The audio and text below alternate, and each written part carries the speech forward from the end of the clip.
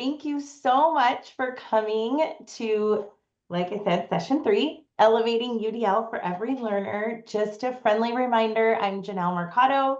I'm project coordinator for supporting inclusive practices out of El Dorado County Office of Education. And co-hosting tonight, we have Julia Inyanwu, who's also going to be helping me lead a Q&A at the end of today's session. So as things come up for you, please put them in the chat box so we can make sure to address your questions at the end of today's session.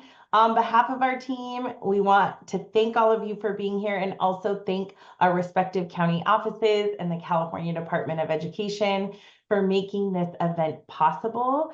Also, a friendly reminder that all of our session materials, including a certificate of completion and recordings from the previous sessions, in case you missed any of them, are located on the resource Padlet.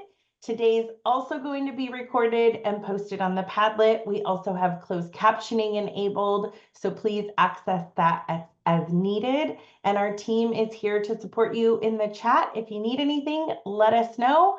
I'm going to pass it over to our presenters, Nicole Tucker Smith and Sylvia Rodriguez. All right. So this is the Padlet of resources that Janelle mentioned, and I am so excited to be here today for session 3 as we talk about authentic representation. My name is Nicole Tucker Smith.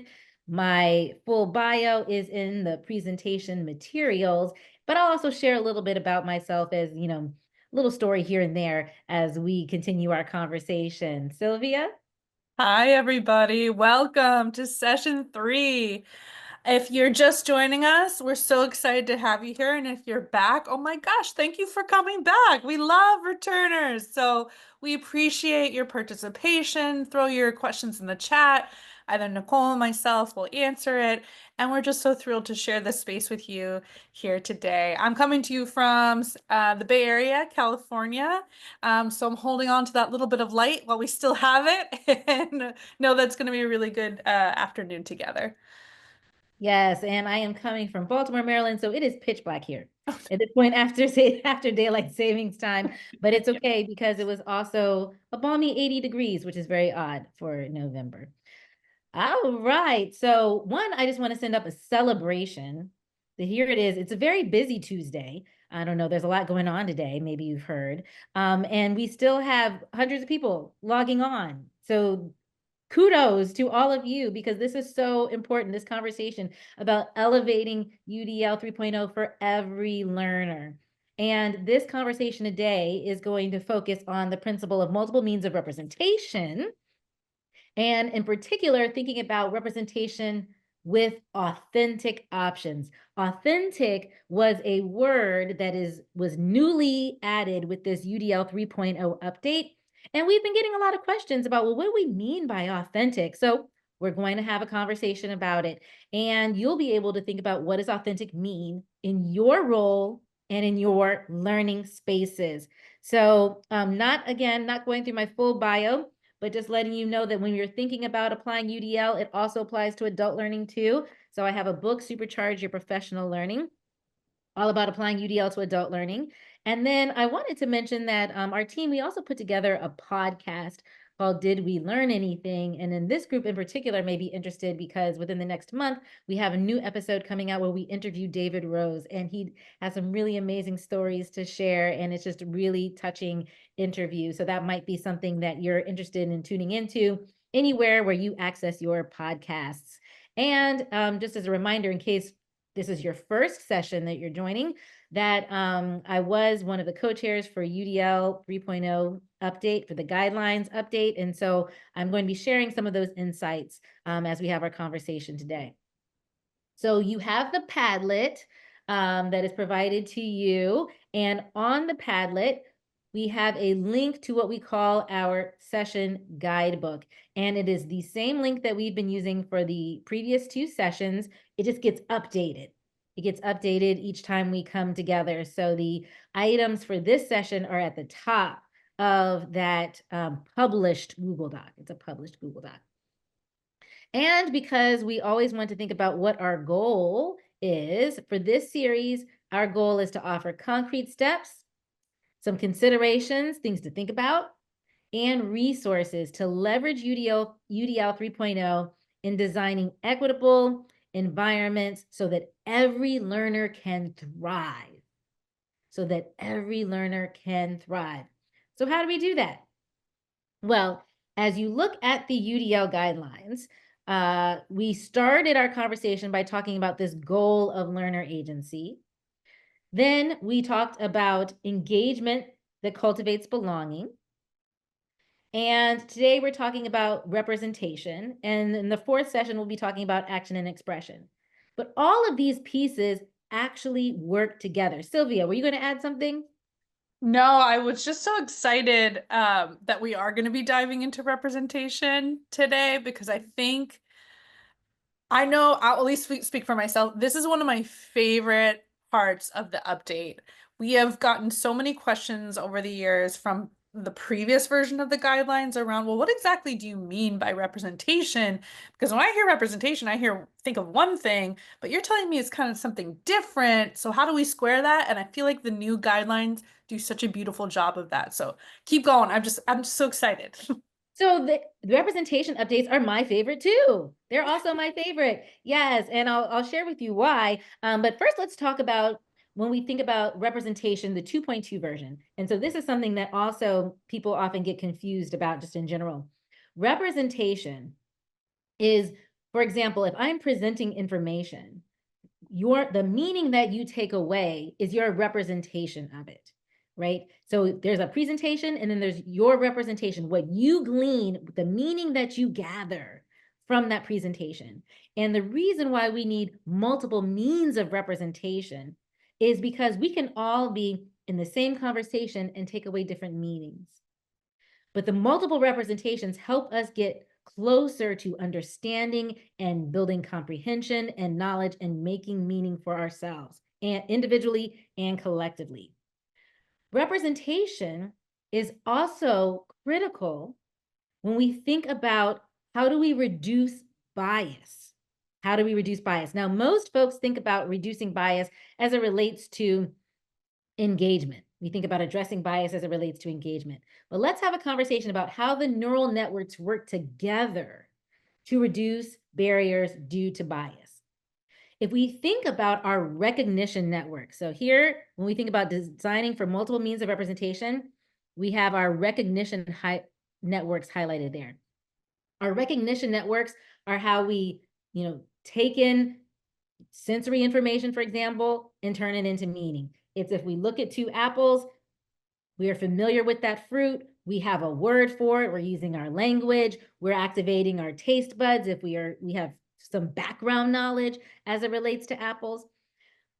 But if I'm never exposed to a different type of fruit, the minute I see a different type of fruit, I might be like, ooh, what's that? Because I've never been exposed to it. I might have a bias that says, ooh, I don't want to eat that. I don't like that because I've just never tried it. I've never been exposed to it. So when we think about designing for multiple means of representation, here's why you may have heard the phrase, representation matters. Because the more we represent diverse identities, perspectives, the more we represent disability in a non-deficit orientation, that's how we then begin to reduce bias in terms of our affective networks. So the more, and I'll give another example, the more we see, for example, if you were to picture, if somebody said, picture a doctor, what comes to mind is going to be how you've had doctors represented to you in your background. The more you're exposed to doctors from a variety of cultures and genders and backgrounds, then that is going to reduce your bias for what you assume a doctor should be. So when we expose ourselves to multiple means of representation, and that includes representation in a cultural sense or in an identity sense, that actually reduces our bias in terms of our affective networks. Last time we talked about the empathy gap, that we tend to empathize more with people with whom we identify and feel like we have something in common. But the more we are exposed to other cultures and identities, the more we can empathize and see their humanity. And it's that cultivating of humanity and belonging that then affects how we act, how we choose to act and care for one another, how we choose to work together, how we choose to include rather than exclude. But a lot of it, if we want to talk about reducing bias from a proactive standpoint, it starts with, I shouldn't say it starts with, but one really proactive measure. I'll put it that way. Yes, we want reflection and all those things.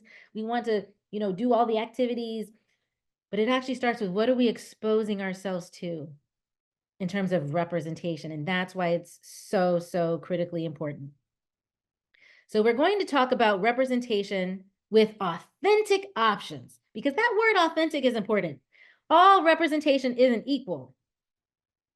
We can have some representations that are actually harmful and stereotypical, or maybe paint some roles or cultures as perfect, can do no wrong. And so we want to think about what are authentic options, authentic representations. And that word shows up in a few places with the updated guidelines. You'll notice that at the top of the UDL guidelines, right? So at the top of what we call the graphic organizer of UDL guidelines, we see our goal for learner agency. And the goal of UDL is learner agency that is purposeful and reflective, resourceful and authentic, strategic and action-oriented. So I want us to pause. And before I give some descriptions of what authentic might mean here, what does authentic mean to you? Take a moment, reflect, feel free to add in the chat. What does authentic mean to you?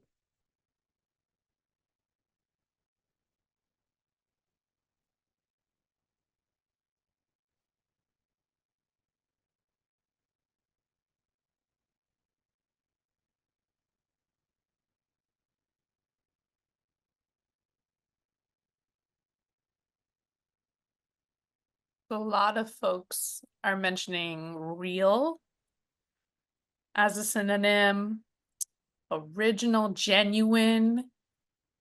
Ooh, someone said unfiltered, being myself. Ooh, the learner creates the meaning. Representative of my ideas and beliefs. Authentic to me might be very different from what is authentic to someone else. Unapologetically me. Yes. Yes, there's that sense of that just something that's real and Original. And it's going to be different. It's going to be variable. Mm-hmm. From person to person, from day to day even. Mm-hmm. Right. And so when we think about, I'm going to build a little bit on some of these ideas that you all are sharing about what authentic means. And if we think about authentic, specifically within the context of learner agency, I want to add a few details here. With respect to learner agency, being authentic requires the learner to be able to reflect on variability. So I'm recognizing I have to reflect on who am I in this space, who am I in this moment, and also who are we as we work together. So you're reflecting on variability individually and collectively. If I'm expected to be the same as everyone else, I am lacking authenticity. So I'm just let that sink in for a second. Authenticity requires reflecting on variability. And I think we've said this before, that a difference is not a deficit. And so we're reflecting on variability individually and collectively. And as I reflect on variability, I either have access to, or I can design options, because we have this co-design opportunity, that feel genuine, and that was one of the words that somebody mentioned, in pursuit of goals. Because all learner agencies, we're pursuing a goal. So that's kind of a mouthful there, right? But that's what we mean by authentic. I'm able to reflect on variability. I can honor that variability individually and collectively. And then I have access to designing options that feel genuine in pursuit of goals. And just to mention, in case anybody's new, if you have questions, feel free to add them in the chat. We're monitoring those in case we want to be able to collect them. We will have some time for Q&A. So as we think about this idea of authentic options in our learning environments, we have to pause and we have to take responsibility. So teachers, we have the greatest responsibility, but the world shouldn't revolve around us. But we still have the greatest responsibility. So let's first think about when do schools limit authentic options? Take a moment to think about that. And you might want to put yourself in the role of the learner as you think about this question. When do schools limit learners having access to authentic options? You might even think about your own experiences in school and when you might have felt times where your authentic self or your ability to feel like there were authentic options was limiting. Ooh, yes. And here they come. Let's see. Here they come.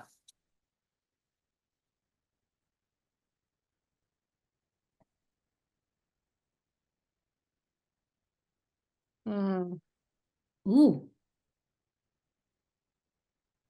Ooh, here they come. Pen and paper. Standardized tests coming up a lot.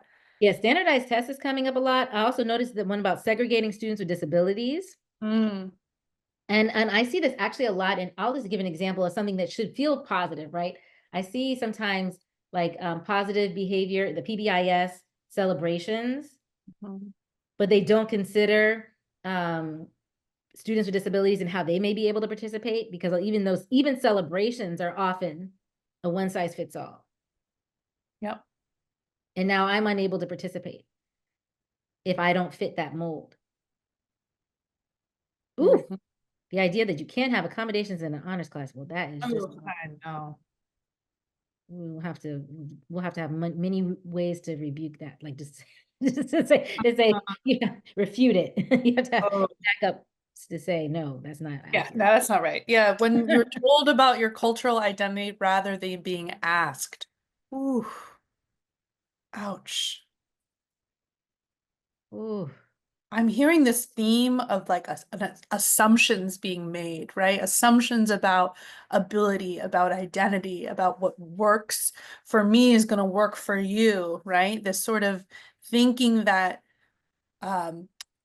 there's one way, there's one right way. Also, I see the one about over scaffolding. Absolutely. If everybody can get it right on the first try, it's not rigorous. There has to be an opportunity for revision. Yes. Right there, if that's how you know whether or not something's rigorous, is there an opportunity for revision? And when they're over scaffolded, because in our mind we think, well, they can't do this and they can't do that. Design as if you can have supports, but maybe we'll talk about that more in the next session because I don't have a plan for this. But the over scaffolding, absolutely. Right, because then you're the lowered expectations then in and of itself becomes a barrier to learning, right? Because you're thinking that the students can't. And then I also do this one about projects that are trying to be modern, but actually dated. I see a lot of times where sometimes in an attempt to be creative, we actually limit options. Or we have projects that are more recipes than spaces for students to create, right? So recipes, when all the projects are expected to look the same, and it seems fun for the person who designed it, but it actually it's limiting the authenticity for everyone else. If there's only one path, somebody's feeling like this is not going to fit me. Right. All right. And in the name of creativity a lot of times too, right? Well, like we're all making these art projects or we're all creating these maps and they might look really cool. But the fact of the matter is there was only one way to go about doing it. And I want to talk about this one before we move on to also not responding to cultural appropriation. Or I also see this, we're not challenging stereotypes. So there's very few, probably zero materials that are perfect, let's say. So you can have media or text, very few things are perfect, or even they may change over time, right? They may have been acceptable and now they're later, but we still have them in our curriculum. And even though we have some media or text that have stereotypes or cultural appropriation, to just ignore that also is very inauthentic for the learner who's like, wait a minute, I remember reading The Great Gatsby and thinking like, who's okay with this? Why are we okay with this? Can we at least have a conversation about what's not acceptable? What's not acceptable? Right? Or ignoring the fact that, we're so focused on preparing them for jobs, but we don't even know what jobs they're going to have. Right? It's pretending that we know it all. That's inauthentic. It's that assumption piece, right? Yeah. Assumption piece. And so here are some other things that I would like for us to consider. All other ways in which schools limit authentic options. A big one is the lack of representation in curriculum. Curriculum is literally our declaration of what is important to know. And when we have curriculum that is non-representative of different abilities and different cultures and different perspectives, we're saying that this narrow version of what we're showcasing here, that's what's important. And that leads to bias in terms of what is we value.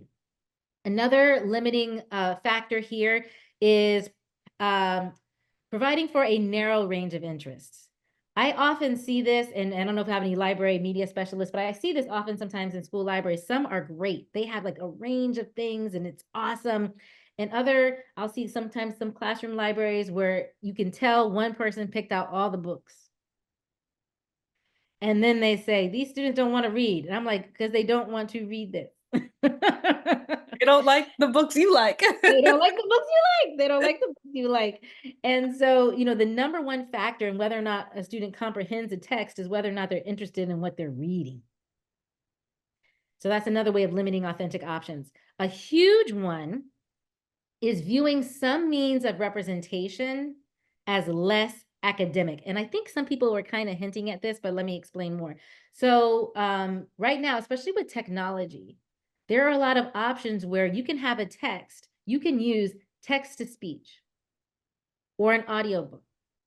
And you can have that be a way that the information is presented to you rather than having to read it as a learner. And some educators will say, well, having it read aloud is less academic. If you are not teaching reading comprehension at that time, we have to remember the idea of clear goals, flexible means. I was working with some teachers and the technology coaches were trying to convince some of the teachers that it's okay to let their math program read the math test out loud to the students. So it was a formative assessment. They're trying to get a sense of what the students know in terms of their math abilities. But the teachers were adamant, no, we cannot allow the program to read the question aloud to the students because it's less academic. But in that moment, when you're trying to assess how much math do they know, reading it aloud does not change the goal. And in fact, when we limit those representation options, we get a false sense of what students actually know because we're testing something else. Another limiting authentic options that I kind of mentioned, that some people before, not attending to cultural appropriation or characterization. Negative characterizations are harmful portrayals of people or cultures, identities, disabilities. If you look at some of the media, you have to really consider how are people with disabilities being portrayed? Do they have agency in those portrayals? And Nicole, that kind of ties back to what you were talking about earlier in terms of not all representation is equal. And so sometimes we'll work with schools where they say, I've diversified my library. I've got, I've got books or literature from this culture and that culture. And the thing is, if it's not truly authentic to those people's lived experiences, to the nuance and richness of, and the complexity of certain identities like disability, like race, like language, what you might inadvertently be doing is reinforcing those stereotypes, right? Or reinforcing harmful portrayals. I would like to give this example where, like, when I was a kid, I watched Looney Tunes. I was so excited that they included a character with the name Rodriguez in it because I thought, woo, my name is now on Looney Tunes. But the fact of the matter was that character was Slowpoke Rodriguez. And all of a sudden, my world came crashing down because I was like, that is such a harmful portrayal of my culture and my people. And it was reinforcing all these negative stereotypes around laziness and inadequacy. So we want to make sure that any portrayal of people is full of the complexity and richness of what it means to be a part of that community. And yes, and somebody mentioned that the richness, complexity of like understanding the cultural background, right? Those are part of our understanding of representation. And then the last thing we'll mention here before we move on is the lack of representation in the environment, just even the physical environment. Because to what extent learners are able to observe and experience themselves as part of the learning environment and others, that is actually going to cultivate a sense of belonging. Authentic representation cultivates belonging. Yeah. So if I only see certain people or certain cultures portrayed, it sends a message of these are the people who belong here. All right.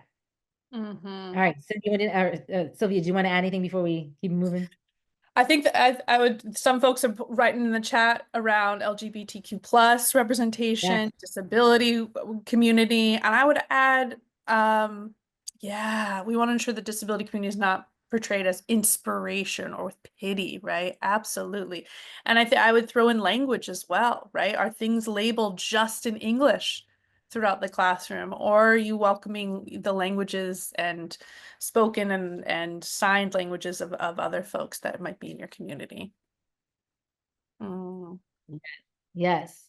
Awesome. Okay, so let's talk about how we can have some authentic representation with the UDL 3.0 guidelines. So how do these updated guidelines help to increase authentic options? Authentic options. All choices aren't equal. So how do we provide authentic options? Well, one thing, if you take a look at your UDL guidelines, there's a link to a downloadable version in the materials. And if you notice the first guideline here, which is also numbered guideline 1 for historical reasons, that the term perception did not change. So it's design options for perception. That's the same term as 2.2, but the concept of perception has expanded. So when we think about designing options for perception, we're talking about sensory perception. So whether or not we're reading information, are we hearing it? Are we seeing it? Are we, perceiving it in multiple ways in terms of our senses? But we're also talking about perception of people, cultures, identities, abilities, and disabilities. And at Lessoncast, we do a lot of work around representation in curriculum. And I was working with a teacher, and they were talking about, this was an art teacher.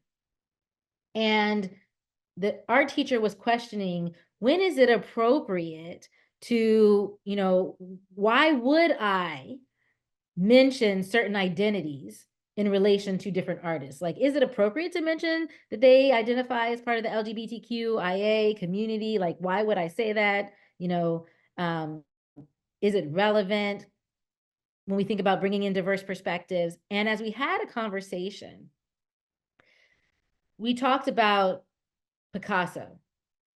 Pablo Picasso. And how many times have we heard about how Pablo Picasso cut off his ear? That does not really have anything to do with his artistic abilities, right? But it does have to do with mental health. And what she realized was that she was okay with talking about certain situations and contexts that she felt comfortable with. It was okay to talk about identities that she felt comfortable having a conversation about.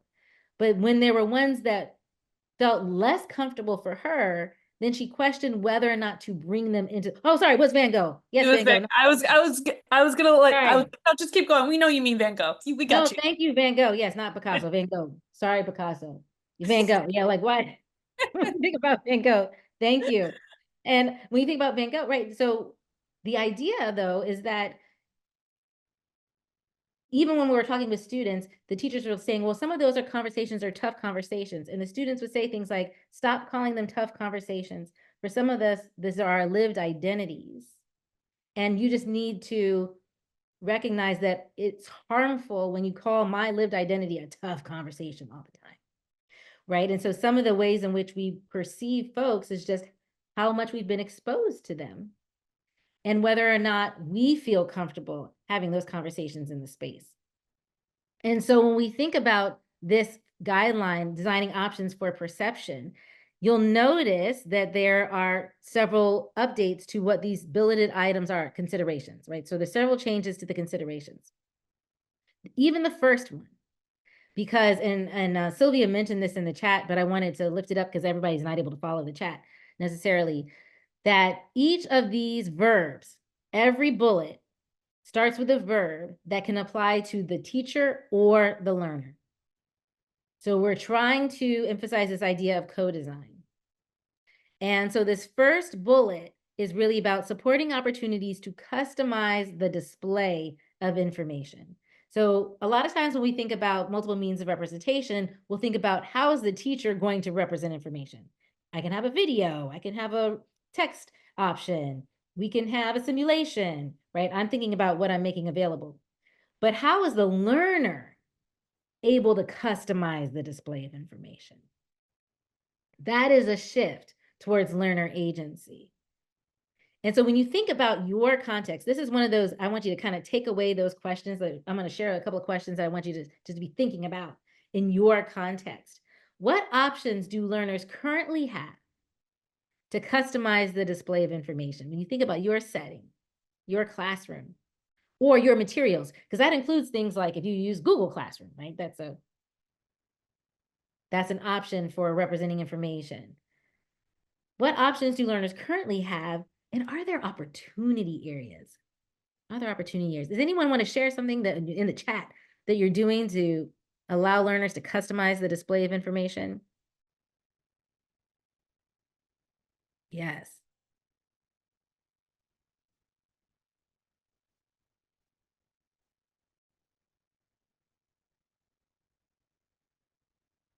The one example I think of a lot, and this might help folks kind of think through their own context, is even just having digital versions of materials sometimes makes a big difference when the print or the graphics might be a little bit tricky to read or not as easy to perceive visually.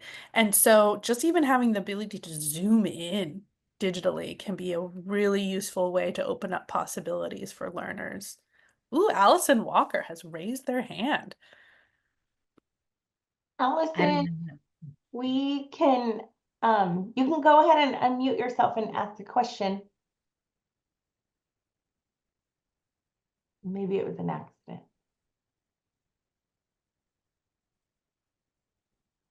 All right, we'll come back to Allison. We'll see. You can always type it in the chat as well. Yes, you're not typing chat. I was going to say, I don't know how to I don't either. Sorry, Allison. Oh, there we go. Oh, it was an accident. Okay, okay. Oh, okay. No problem. Yeah, I mean, I love this. And so even for presentations, I always like, if I'm physically there with you, I like to have a hard copy and a digital option, because there's so much more flexibility with the digital option, but some folks also like to have the tangible. And so, I love this one. Somebody said, what about allowing students to use their phones for some things? A lot of the smartphones now, you can take a picture of something with text and then it'll convert it. So then you can have the digital version of the text and then you can translate it. Like you can do so many things, or you can have it read aloud to you. Yes. So I love this. So somebody shared in the chat, it really seems almost like an opportunity area where they have project-based learning days, but there's a bit that's mandated, there's a bit that's dictated. And so maybe there are opportunities, right, for students to have more customization to those projects. Because when you have too many mandates, a project is not a project, it's a recipe. So you have to think about how we do that. All right. And so How you invite the learners into that, right? Into that design. Yeah. right. Ask where would they see some flexibility? All right. So we're thinking about the customization of display. And I think it's important to think about when learners have the opportunity to customize, because I often use this analogy with talking about UDL. And I'll say, like, if you get in the car and somebody else has been driving it, what is one of the first things you adjust? And it's your car seat. It's the seat, right? You adjust your seat because if you are not sitting comfortably, then it's going to limit how far, how comfortably, how safely you can drive. Classrooms are vehicles for learning. So what's adjustable by the student in those classrooms? Because if you are a driver, somebody does not come to your house to adjust the seat for you. You get to adjust it for yourself. So where do we have opportunities for students to customize the learning for themselves? The second bullet here, and this guideline is so important, and this is why I'm so excited about the representation updates. The second bullet here is supporting multiple ways to perceive information. Now, the previous language was around having alternatives to visual and alternatives to auditory. But what that was saying was really a hierarchy, that certain ways of representing information was better than others. And alternatives really felt othering. If I need a different representation of information, then I'm almost secondary to the main way in which we're representing information. So with this consideration, we have to think about clear goals, flexible means, like back to that math example. If my example is to assess mathematics and I'm clear on that goal, then can I be flexible and allow some students, if they choose the option to play the directions with their headphones, or not directions, but the text with their headphones, can they have an option without that option being stigmatized? Sometimes we label things like using audiobooks as somehow less worthy. It's still comprehension. And so can we think about what is our actual goal, be flexible in the means without stigmatizing those flexible options? Sylvia, anything you wanted to add here?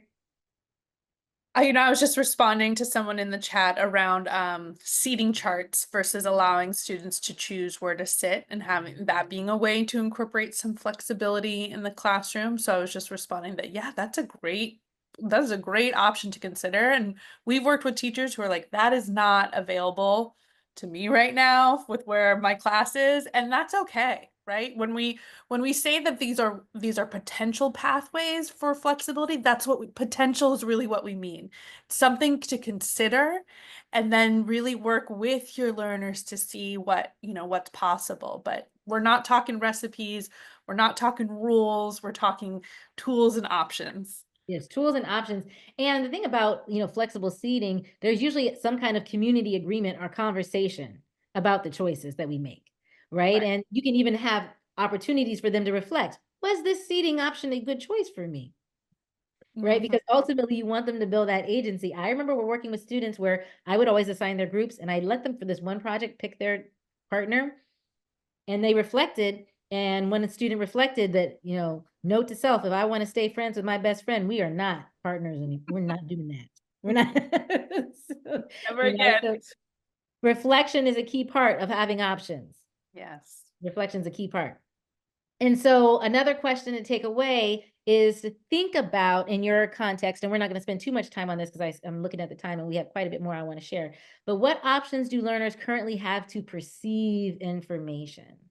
So when we think about the options for perception, where are their current options and where are their opportunity areas? So that's just something to take away with you, for them to be able to perceive information in more than one way. And this is where we often talk about UDL talks about learner variability, not learning styles, because the science behind learning styles is not verified. And it's not that we might gravitate towards certain ways in which we want to perceive information, but how we want to perceive information is going to depend on the context. What is backed up by research is allowing information to be presented multimodally. So do we have multiple modes of representation? And that helps everybody learn, having access to multiple modes of representation. Mhm. Now, the last bullet, and then we're going to stop spending so much time on perception, but it's really just so important, is the last bullet. Now, this one's completely new. This last consideration. Represent a diversity of perspectives and identities in authentic ways. There's that word again. Authentic ways. This is a complete new consideration as part of the update. One of the links on your resource document is to the UDL guidelines website. I encourage you, if you are interested, to really go to the website and look at the research behind this consideration around why this is so important to represent a diversity of perspectives and identities in authentic ways. And this is where we really have to look at the media and the methods that we're using in the classroom. And I'm going to give you some examples. Think about how we represent disabilities and neurodiversity in authentic ways. And again, here are some reflection questions for you to consider. To what extent do students with disabilities get to experience themselves portrayed in the curriculum, the instructional materials, the learning environment? And in many ways, and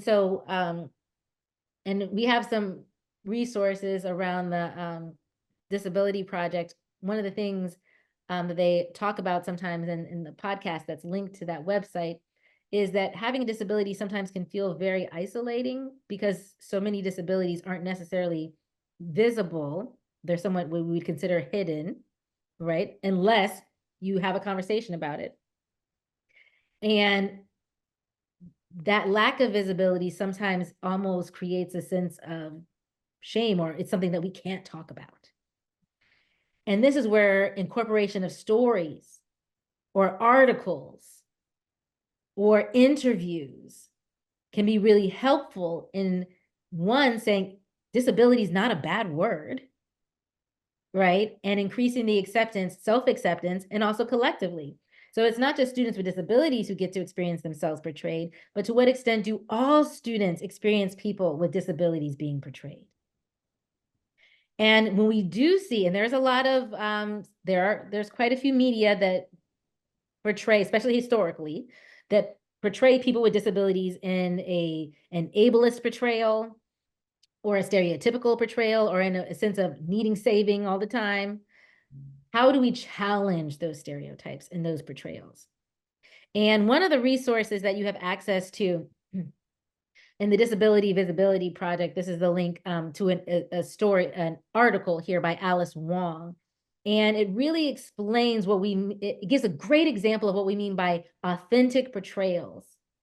And I just want to share a little excerpt from this article that you can access from the materials, where Alice Wong writes, people with disabilities do not see themselves very often reflected in popular culture with authenticity steeped in their lived experience.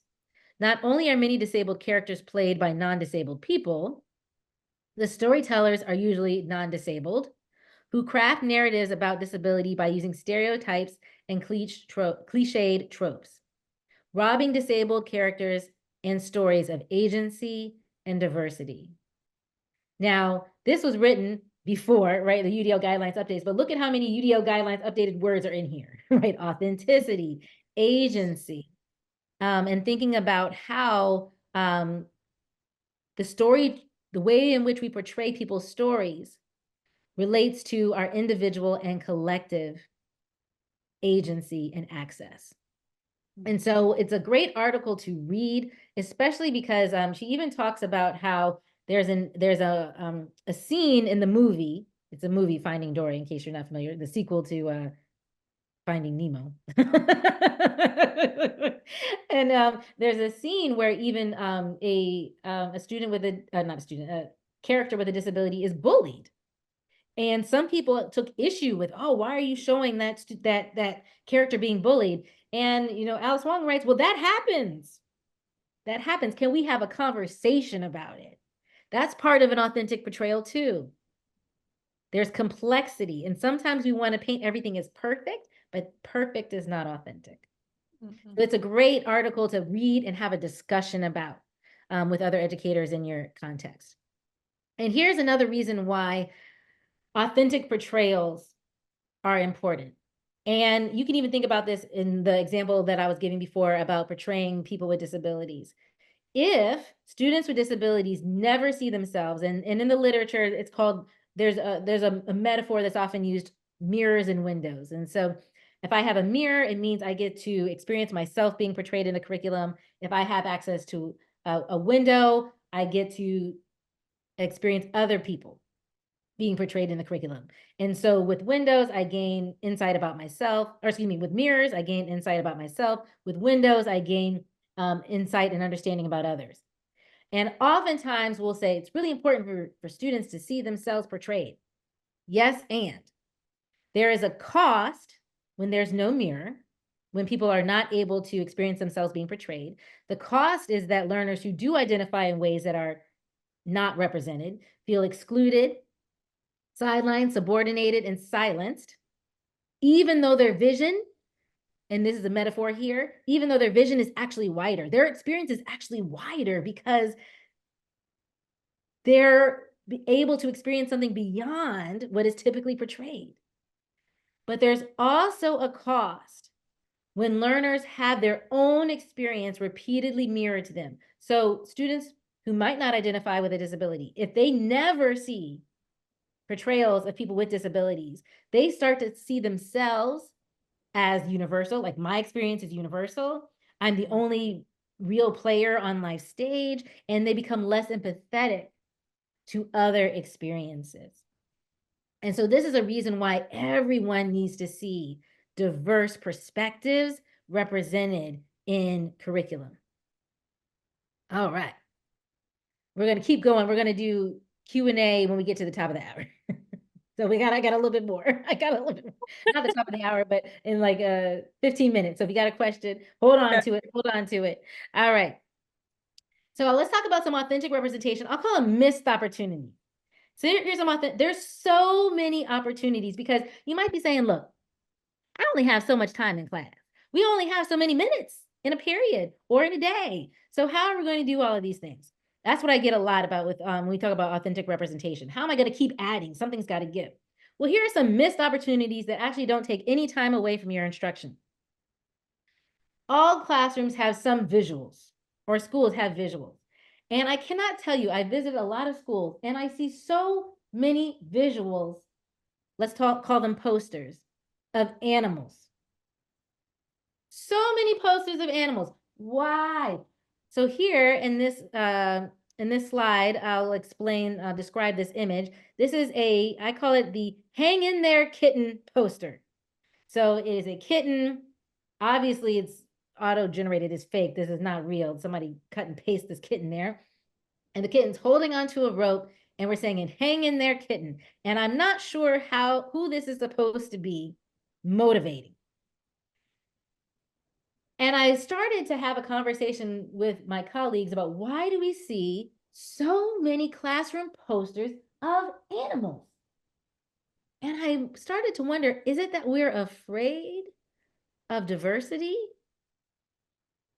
Are we afraid of seeing and recognizing diversity on our walls? Are we afraid of authentic portrayals in our spaces?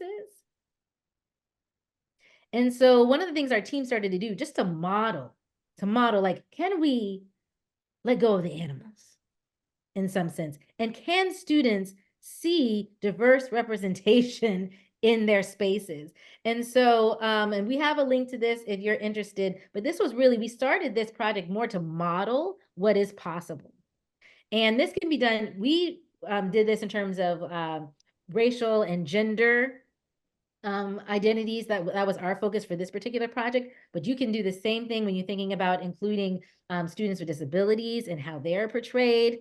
beyond, the stereotypical portrayals. And so what we did with this project was, and then we made it available on our website, diversedecor.store, was we thought about how do we showcase variability and showcase the idea of overcoming. So all we did was we had these are pictures of our real kids in real schools. And then we had a quote about overcoming. And this is something I actually talked about in the last session about overcoming stories and how they increase a sense of belonging. You can do almost the same thing with quotes. And this is actually, we took this from the experiment. So I mentioned to you last time about the experiment where they used overcoming stories, and they also used quotes to kind of prime the students. And it was that aspect of storytelling about overcoming that helped them feel like, oh, I do belong here. And so we took some of those quotes. And one of the quotes that's portrayed here is by Wilma Rudolph, one of my favorite quotes. And it says, winning is great, sure. But if you are really going to do something in life, the secret is learning how to lose. Nobody goes undefeated all the time. If you can pick up after a crushing defeat and go on to win again, you are going to be a champion someday. And to me, that is much more motivating than hang in there, kitten. Right? And then I can also think about the history of Wilma Rudolph. Right? This other poster here is, you may not control all of the things that happen to you, but you can decide not to be reduced by them. That is by Maya Angelou. You can decide not to be reduced by them. So that's something that doesn't take away instructional time. It can just be up on a wall. But if you are looking at your instructional materials, challenge yourself. And this may, there may be some curriculum work involved. I don't want you to go against whatever your school district says, but try to bring in stories beyond the same stories that have already been part of what we traditionally think of as the canon. Because when we look at what's traditionally considered the canon, we have to question, are we saying that those stories are more important than other stories? And as we think about authentic representation, this is not just about humanities, and it's not just about book lists, right? It's not just about book lists. So when we think about it, I'm just kind of think about representation more broadly. So when we think about representation, we also have to ask ourselves, not just, is there a range of authors, but are we bringing in diverse perspectives? Are we looking at how we're characterizing people and cultures? Are we thinking about the reflection of worldviews? And are we thinking about the quality of connections to learners' lives and real experiences and concerns and communities? And that's really from a humanities perspective. But then we also have to think about it from a STEM or STEAM perspective. Sometimes we think, oh, authentic representation, that's just for language, arts, and history. Nope. It's about science, math, technology, engineering, and the arts, all of the above. And beyond thinking about the range of authors, who's considered a contributor in this space? The recognition of the range of people and cultures and histories that inform our current understanding. And there's this idea of diverse ways of knowing. It's the extent to which students are exposed to diverse approaches to knowledge. And it's also, when we look at technology, there's an aspect of power dynamics, literally power dynamics. To what extent do ethics impact our technological applications? And think about power dynamics as it relates to including students with disabilities. And so when we think about authentic representation, it's more than just book lists, and it's not just for humanities. Now, I only have a little bit of time, so I did provide a link. If you're interested in exploring more, our team does this all the time with school districts, where we work with teachers to just look at their curriculum. You do an inventory of your own curriculum, and you think about, how can I add authentic options to the curriculum? And it's not an overhaul, but it's a restorative process that we do piece by piece. And I will just add really quickly for the, because you mentioned this earlier, Nicole, around finding opportunities for authentic representation of people with disabilities whose disabilities might not be visible. I have found in working with teachers, yes, the book lists matter. And yes, that, there's lots of great new literature and novels out there that center the perspectives of people with disabilities. But I've also seen science and math teachers do incredible work with uplifting the stories and contributions of people with disabilities into their curriculum. Throughout history, the math and science field particularly has been so largely shaped and defined by people with visible and less visible disabilities. So it's a great space to include that. Yes. Yes. And I'm sorry, I was also noting as you were sharing that, I noticed in the chat. So I did note it in the slide, the mirror and window metaphor. The original that they trace it back to is Emily Stiles from a 1996 essay, which as somebody mentioned, often goes uncited, which is why I like to include that there. And because this is such a deep conversation, right? This idea of authentic portrayals in curriculum.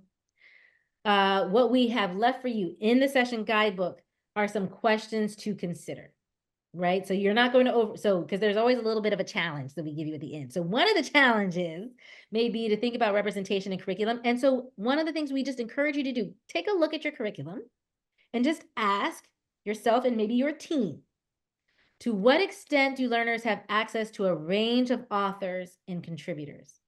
The idea of who contributes to this body of knowledge, right? Do they have access to diverse perspectives? And we're about to talk about multiple ways of knowing in case you're unfamiliar with that term. So we're going to talk about multiple ways of knowing in a minute. To what extent do they have access to authentic portrayals of different identities? To what extent do they consider worldviews and power dynamics? Everybody's worldview is not the same, right? And they think about power dynamics. And what extent do they have access to authentic connections within the curriculum? They're connecting it to their life, their cares, their concerns. And so this is a nice segue to think about building knowledge. So the third guideline under multiple means of representation is all about building knowledge. Now, I know I skipped language and symbols. We could have spent the whole time on language and symbols. So, so there, and I know the SIP team has some really great resources around avoiding ableist language.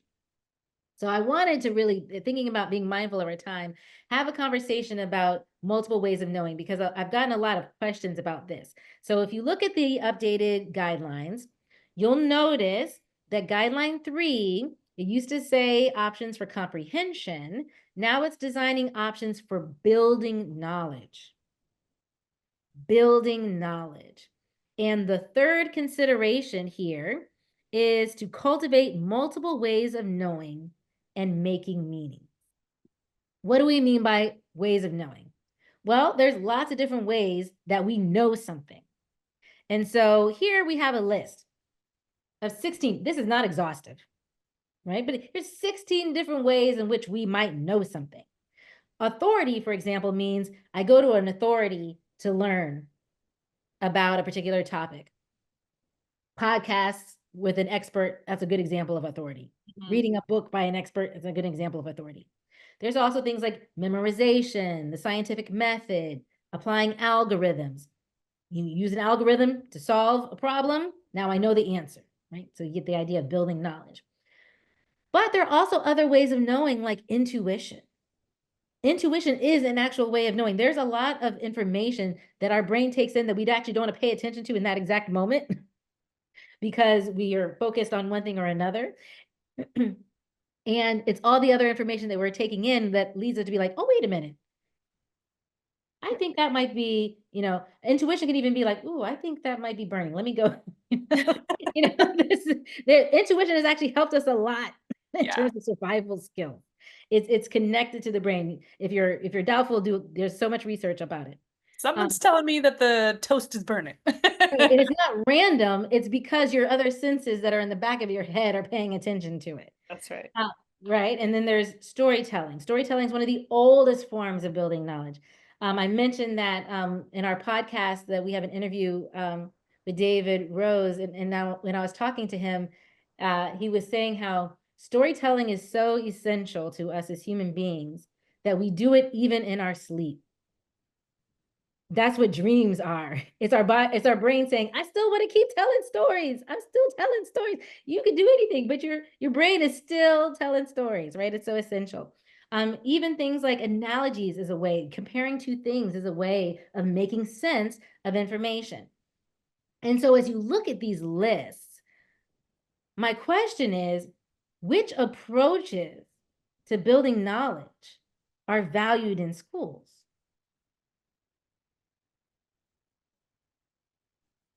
And if you think about it, which approaches are considered, quote unquote, more academic, like more reliable? And the thing here is it's not that one is better than the other. It's that there are multiple ways of knowing and that we can value that.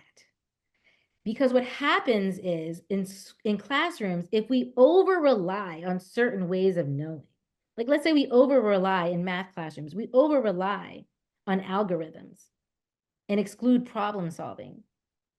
Students might start to think, oh, I'm not good at math because I'm not great with applying algorithms. There's multiple ways of knowing. And when we think about these lists, sometimes I was working with some teachers and they were saying, well, though, so our list, it tends to be our list on the left here, tends to be the ideas that are more valued in school, typically authority, scientific method, algorithms, linear thinking, versus intuition, storytelling, which tend to be a little less valued. And I was working with some teachers and they're like, well, things like intuition and storytelling, those can be more prone to error. But the reality is that no approach is neutral and no approach is error-free. The scientific method can also produce errors, right? There's bias in the design quite often because humans designed the experiment in the first place. They decided what questions to ask. They decided what would be the steps that they would then require for fidelity. What was worth studying to begin with? What was worth studying? Say it again. What was worth studying to begin with? Right? Exactly.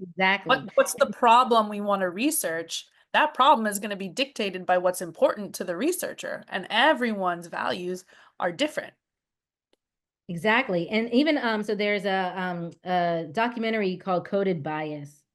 And in the documentary, a technologist was explaining that she was trying to do this project around facial recognition and realized that facial recognition software just doesn't recognize Black women's faces. The AI for facial recognition was better at recognizing animals because it was trained not with the information it was given was not with Black women in mind. And so even though the scientific method may have been used to create the algorithms that inform the AI, that inform the facial recognition software, there are still errors. It's not bias-free. It's not neutral. And so the idea of cultivating multiple ways of knowing is how do we expose students to different ways in which they can build knowledge? And so in the design canvas that we have, and I'm going to highlight some things for you. In the design canvas, we have some resources for you in case you're like, oh my gosh, where do I begin? Well, we have some concrete resources for you to explore for that. But you can ask yourself, to what extent do our learning environments cultivate multiple ways of knowing, or are we prioritizing some ways of knowing and saying, those other things, they aren't really as valuable?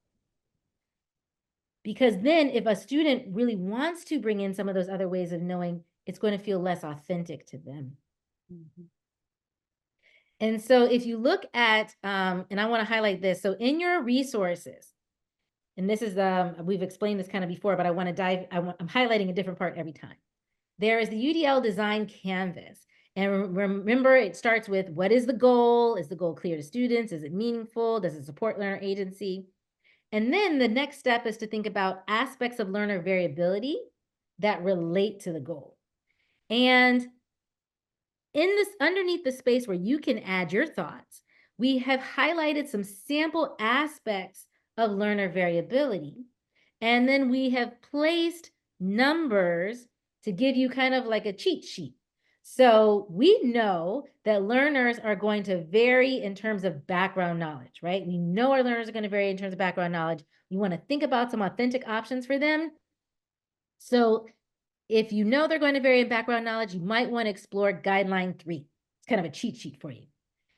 If we know our learners are going to vary in terms of preferred modes for language, receiving information, and making meaning, check out guidelines 1, 2, and 3. And if we know that they're going to differ in terms of executive functions, building knowledge is a part of executive functions, then you would again check out guideline 3. So I wanted to explain that kind of our cheat sheet for how you can navigate the UDL guidelines, because sometimes when folks look at the overarching guidelines, when they look at this all together, they're like, oh my gosh, it's so many things. And that's why we have the design canvas to help you say, okay, what's my goal? What aspects of variability relate to that goal? And then we've given some examples to help you then say, okay, well, if I know background knowledge is an aspect of variability, I'm going to take a look at building knowledge. I'm going to just dive in to building knowledge and explore so that I can uncover some things that I didn't consider before in terms of designing authentic options for students to build knowledge. And then we did the same thing for barriers. These are some barriers that we have observed in lots of schools and classrooms. A big one, inaccessible content. It's inaccessible. It's inaccessible content, or it's an unfamiliar language. How do we provide options for that? If we want them to understand science, but there's so many words in this science text that are just inaccessible to them, what are some options that we can design? Even the idea of having abstract concepts can be a barrier for some students. So how do we provide options like metaphors or analogies to help them access those abstract concepts? And then we have also just biases in the design. And so if you look at guideline 2, which is language and symbols, and the 4th consideration, so we call that consideration 2.4, we look at addressing bias in the use of language. And also thinking about how are we more inclusive. Oh, sorry, that's 5.4. 5.4 is all about that. So that is the design canvas.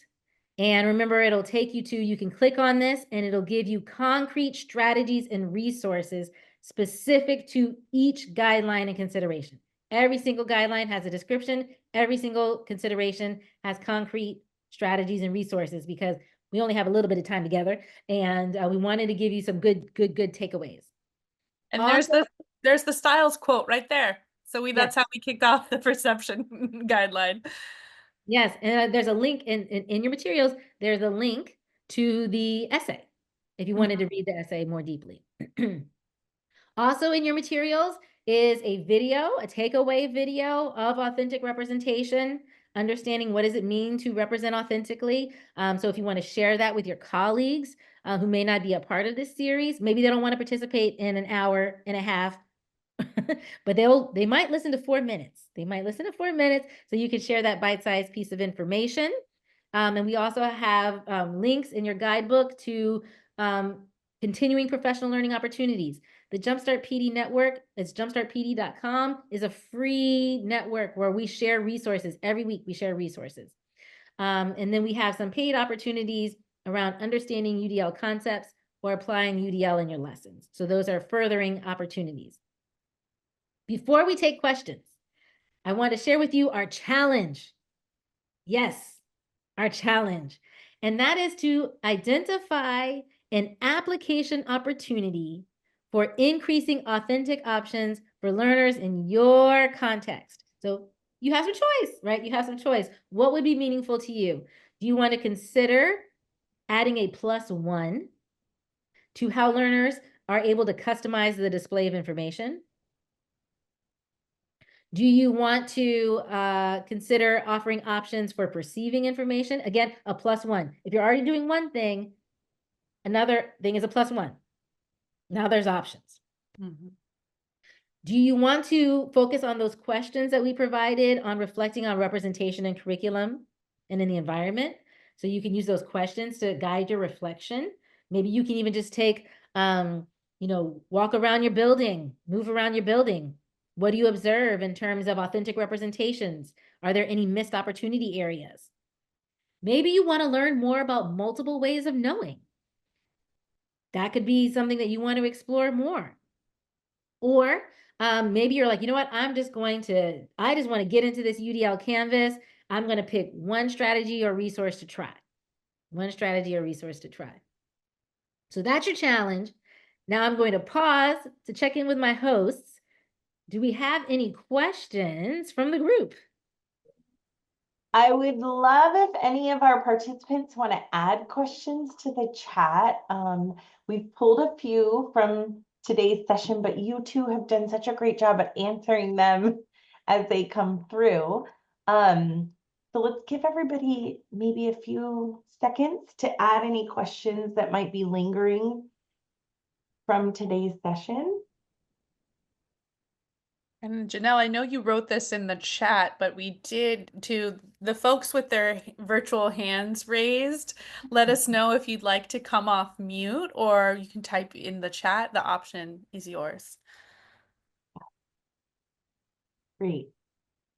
Well, to get us started and thinking, one of the questions we were able to grab is earlier in the presentation when we were talking about authentic representation. Do you two have any suggestions on how to check for resources to ensure that we do have authentic representation when we're providing resources or activities to students? Mm-hmm.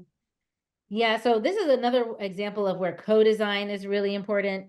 If you're able to work with colleagues and consider now with our team, what we do is we actually have an inventory. So we have questions that we ask, like, have you considered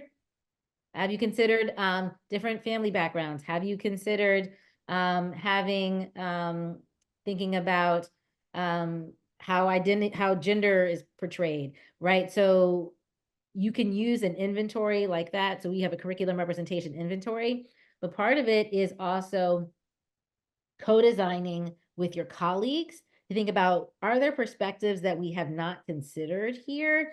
And then also thinking about the interests and identities of your students, Mm-hmm. and asking them, what would you like to see? Are there other portrayals? Do you feel like something's missing in our curriculum, in our conversations? And, students can be very honest. One of the things that we often do when we kick off the work with our curriculum representation is we'll have a student panel.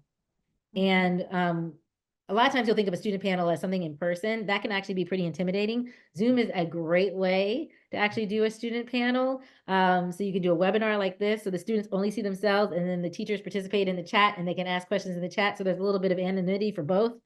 And students are very respectful, and they also share. They'll say things like, because teachers will say, well, we had diversity in our curriculum, and they'll say, well, actually, there was one time that there was a Latina character, and that was for summer reading. Mm-hmm. Mm-hmm. Right? The diversity is often brought in as supplemental, and we're like, but we do this, and they'll say, well, actually, we only could read that for our social justice unit.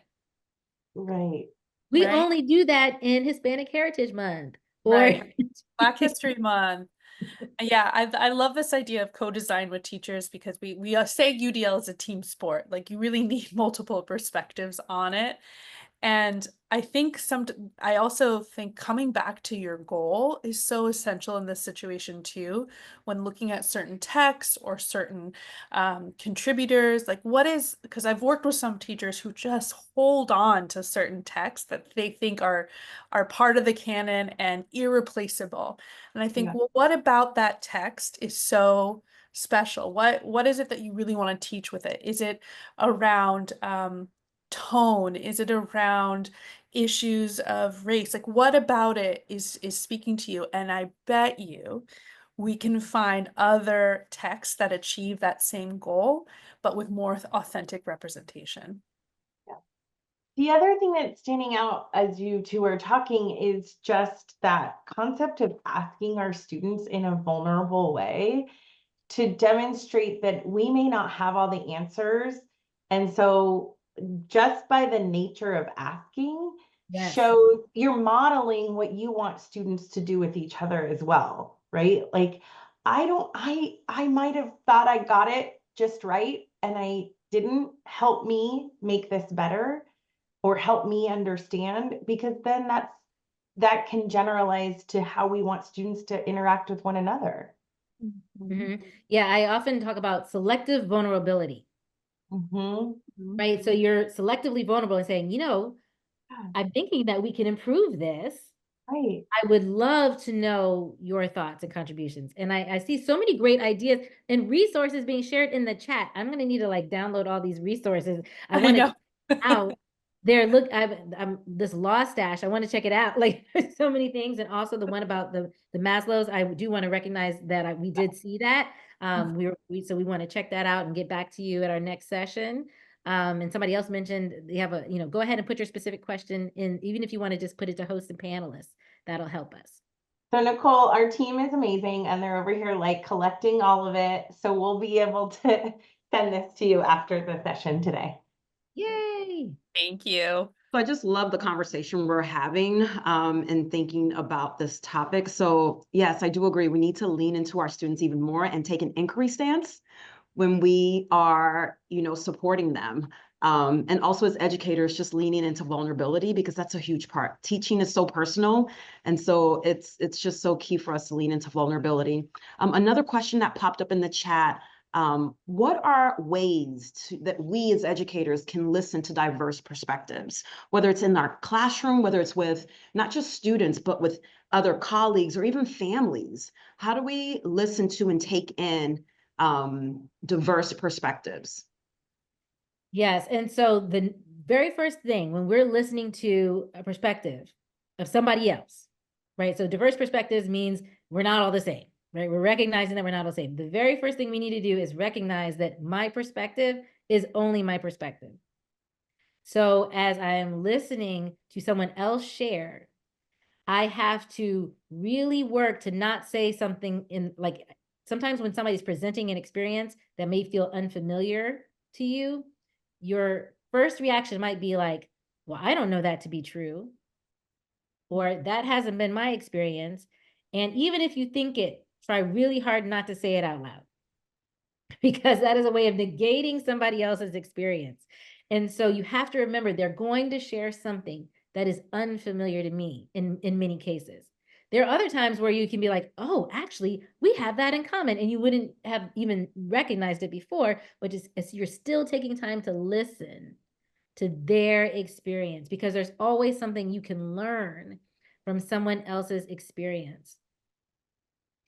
Yes. And I see some people who are trying to talk, so maybe we can do some of those questions too. The other thing that I would say is that, especially when you're working with groups, is to try using listening protocols. There are lots of listening protocols for professional learning opportunities, but also students, so that students can practice listening, right? I think the whole world could do better a little bit with listening right now.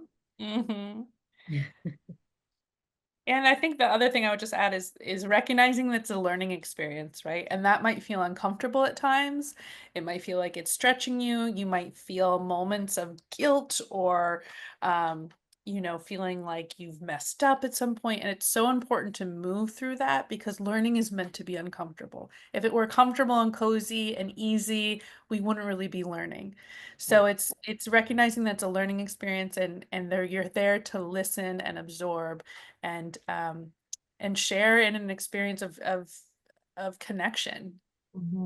Yeah. Kendall, I provided you the opportunity to share out loud. If you are Thank you. interested. Can you hear me? Yes. Okay, thank you. So I'd like to go back to the archaic novels that high school teachers still sometimes use, which were great in their day, like Fahrenheit 451, Animal Farm, Great Gatsby. I teach juniors, and I teach young novels like Perks of Being a Wallflower, 13 Reasons Why. I mean, the things that the kids today want to hear and find themselves engaged in, and they can see themselves in. It's very difficult to see yourself in The Great Gatsby or Animal Farm. So I just wanted to say I totally agree with that comment that you guys had made earlier about get rid of those archaic novels, for example. And then quickly, one way that we do a lot of digital stuff. And so I let them choose their platform if they are more comfortable with PowerPoint or Canva or Google Slides or, whatever else. It's not like, okay, you have to do it on this one, so, and they all come, it all comes back to me. I have them all set up. But, I'd like to think that that's giving them their part of their diversity and letting them be themselves. Yes. Absolutely. Yes. Being able to choose the platform. And, when it comes to some of those texts that, I often tell teachers, I was like, I've yet to see a standard that requires a specific text. Exactly. And you're right. We teach it for tone and mood and various themes, right? Yeah. Okay. Thank you very much. You can mute me again. And what's interesting is that if you work in some, because we work with a lot of school districts and with classroom teachers, and what we uncovered in that, one of the reasons, because we kept saying, why do we keep holding on to some of these texts when they're really other, just better texts these days to teach some of these concepts? And part of it is a fear that students aren't going to be prepared. And what we had was a conversation about, but holding on to these texts, and you, pardon me if I'm redundant, holding on to these texts in many ways is preparing students for our past and not their future.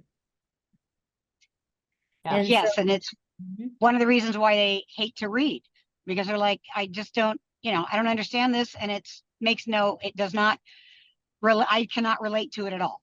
Yeah, I mean, it's unrelatable.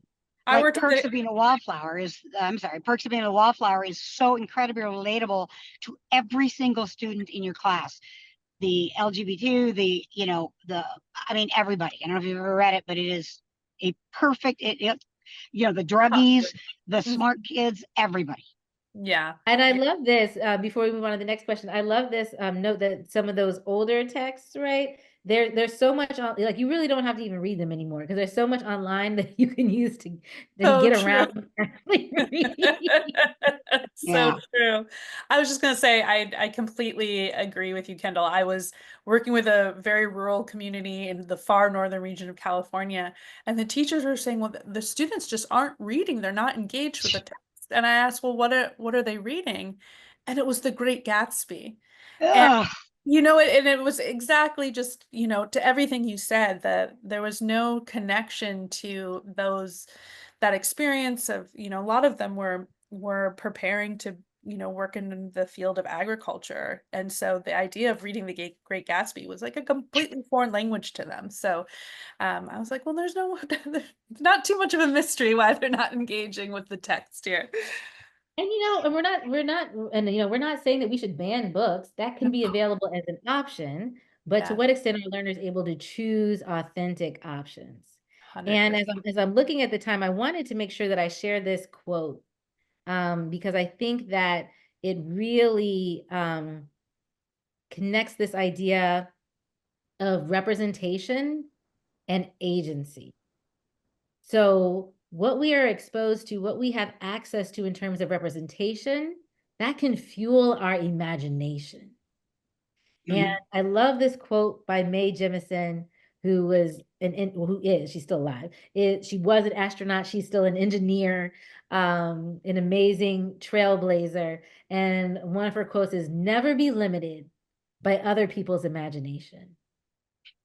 And I just think that when we think about authentic options, what may be authentic for us is not what's authentic for our students. And we can't limit them by what feels authentic to us. And we also want to encourage them, never be limited by other people's imaginations. And so I'll turn it back over to our hosts. We have one more session, right? One more session. You are so right. I can't believe that we are almost there. So again, just want to say thank you for joining us for this amazing session on representation with authentic options. Thank you to our amazing presenters. Thank you, attendees, for elevating the chat and the Q&A. We appreciate you for choosing. It's a choice to be here and spending this time with us. And so we appreciate you. Thank you to our internal team for keeping the session going and flowing. Don't forget, we do have our last session in this series next week, November 12th at 3:30. And in that session, we're going to dive into action and expression that honors variability. Please take a few minutes to complete our survey. You can use either the QR code on the screen or someone from our team will drop a link in the chat. We will post the recordings from this session on the Padlet, and you can also find the certificate of completion for sessions 1 through 3 in the Padlet as well. Thank you so much, everyone. Enjoy the rest of your evening and stay safe. Thank you, everyone. Yeah. Thank you, everyone.